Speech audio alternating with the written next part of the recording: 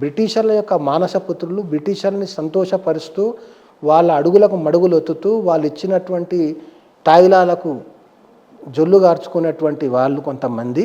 ఎవరు వాళ్ళు? పేర్లు తీసుకోండి నేను, అంటే అది పొలిటికల్ అవుతుంది, ఎందుకంటే మనం సబ్జెక్ట్ డిస్కస్ చేస్తున్నాం కదా, పొలిటికల్ అవుతుంది. వాళ్ళు ఏం చేశారంటే ఈ చట్టాలను మార్చకుండా ఎప్పుడెప్పుడు అవసరమైతే అప్పుడప్పుడు చిన్న చిన్న సవరణలు చేసుకుంటూ, అవసరం లేని తీసుకుంటూ అవసరం అనేది పెట్టుకుంటూ అట్లనే కొనసాగుతూ వస్తుంది. ఇది డికాలనైజేషన్ ఆఫ్ ఇండియన్ లీగల్ సిస్టమ్ అంటాను నేను ఈ చట్టాలను తీసుకురావడానికి. కొలనైజేషన్, డికాలనైజేషన్. బ్రిటిష్ యొక్క మానసిక పరిస్థితి నుంచి బయటికి వచ్చి మనకంటూ ఒక లీగల్ సిస్టమ్ని, లీగల్ చట్టాలను తీసుకొచ్చినటువంటి ప్రక్రియ ఈ చట్టాలను తేవడం. బ్రిటిషర్ ఏదైతే ఇంతకుముందు వాని ప్లానింగ్ ఏదైతే చెప్పానో చట్టాలను తీసుకొచ్చడం, అట్లా అనేక చట్టాలు తీసుకొచ్చాం. 1857 తర్వాత ఏదైతే టీబీ మెకాలే ఇచ్చిన రిపోర్ట్లో ఏం చెప్పాడంటే ఇంత సంపద ఎక్కడిది, ఎందుకంటే అప్పుడు ఈ ఫస్ట్ వార్ ఆఫ్ ఇండిపెండెన్స్ జరిగినప్పుడు ఆయుధాలు కొనడానికి, ఆమ్నేషన్స్ చేయడానికి అనేక కోట్ల రూపాయలు, అప్పుడే ఎన్నో కోట్ల రూపాయలు వసూలైనాయి, డొనేషన్స్ వచ్చినాయి. ఎవరిచ్చారు? సామాన్య భారతీయుడు ఇచ్చాడు. వాడి దగ్గర డబ్బులు ఎక్కడివి? అంత డబ్బు ఉండేది అప్పుడు భారతీయుల దగ్గర. ఆ డబ్బులను మొత్తం మరి గుళ్ళల్లో అంతంత డబ్బులు ఎక్కడవండి?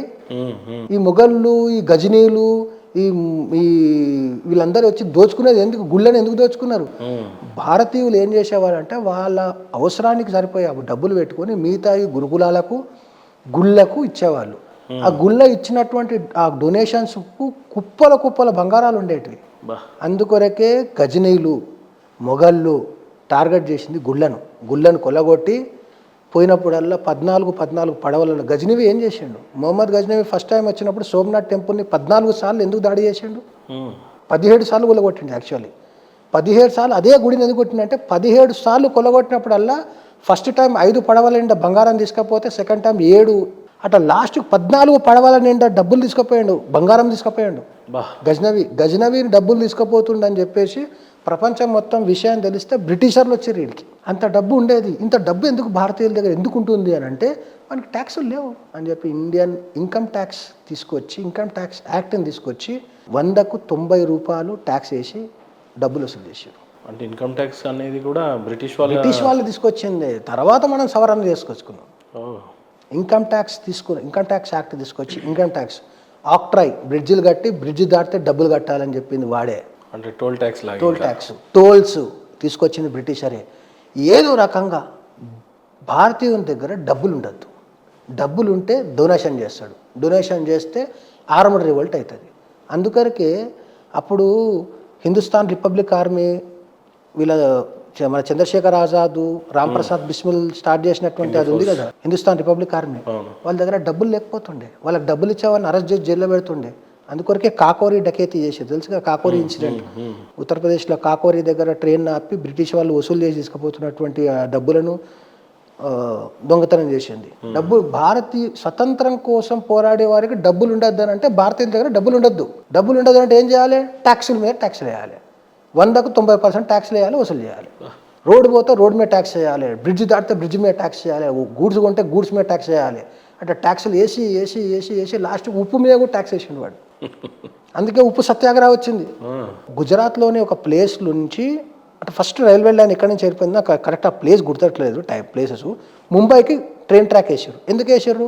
ఆ ట్రైన్ ట్రాక్ ఉన్నటువంటి ఆ ఏరియా మొత్తం ఫర్టైల్ ల్యాండ్స్, కాటన్ పండేటువంటి ల్యాండ్స్. నంబర్ 1 కాటన్, ప్రపంచంలో number 1 finest quality of cotton పండేది ఆ ఒక లైన్లో. ఈ ఎడ్ల బండ్ల వీటిలో అప్పుడు మోడ్ ఆఫ్ ట్రాన్స్పోర్ట్స్ లేవు కదా, ఎడ్ల బండ్లలో పట్టుకపోతే ఫస్ట్ టైం అయిపోతుంది, ఇదంతా కాదని చెప్పేసి అక్కడి నుంచి అక్కడికి ఫస్ట్ ట్రాక్ వేసి ట్రైన్ల నిండా ఈ కాటన్ నింపుకొని ముంబై పోర్ట్కి తీసుకుపోయి పడవలల్లా ముంబై పోర్ట్ నుంచి ఆ కాటన్ తీసుకొని బ్రిటన్ తీసుకుపోయి ఆ ఫైనెస్ట్ క్వాలిటీ ఆఫ్ కాటన్ని తీసుకొని ఇక్కడ బ్యాన్ చేసారు కదా, నేత కార్మికులు చేతులు నరికేసారు కదా చేయొద్దని, అక్కడ బట్టలు నేసి ఆ బట్టలను తీసుకొచ్చి ఇక్కడ అమ్మేవాళ్ళు. అమ్మేవాళ్ళు అప్పుడు ఫ్యాషన్ ఉండే కదా, డబ్బులు ఉన్నవాడు ఫారెన్ బట్టలు వేసుకుంటారు. మన దగ్గర ఉన్నటువంటి ఫైనెస్ట్ కాలేజ్ పట్టులు ఎట్లుంటుందంటే ఇక్కడ నుంచి బట్టలు వేసుకుంటే మీ చర్మం కనిపించేది. అవి ఎక్కడెక్కడ అప్పటి రోమ్ రాజులు కూడా మన బట్టలు కట్టుకునేవారు, పట్టు. ఒక అగ్గిపెట్టెలో సరిపోయేంత చీర నేరేసేటువంటి నైపుణ్యం ఉన్నటువంటి భారతదేశాన్ని ఈ నైపుణ్యాన్ని ఖతం చేయాలంటే ఏం చేయాలంటే యాక్ట్ తీసుకొచ్చి ఖతం చేసేసి, కాటన్తో నిండిపోయిన పడవలు ఉన్నాయి కదా, అవి రిటర్న్ వచ్చేటప్పుడు సముద్రంలో మునిగిపోతాయని ఏం చేశారంటే అక్కడి నుంచి ఉప్పు నింపుకొచ్చేవారు. మొత్తం ఇంగ్లాండ్ మొత్తం చుట్టూ సముద్రమేగా, ఉప్పు నింపుకొచ్చి ఇక్కడ పోసేవారు.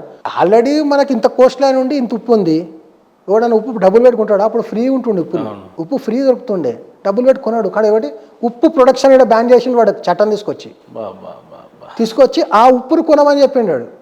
దాని మీద గాంధీజీ విరోధం చేసి సాల్ట్ సత్యాగ్రహం అని చెప్పి దాండీ నుంచి మార్చి చేసిండు. అది దాండీ మార్చ్, ఇది సాల్ట్ సత్యాగ్రహం.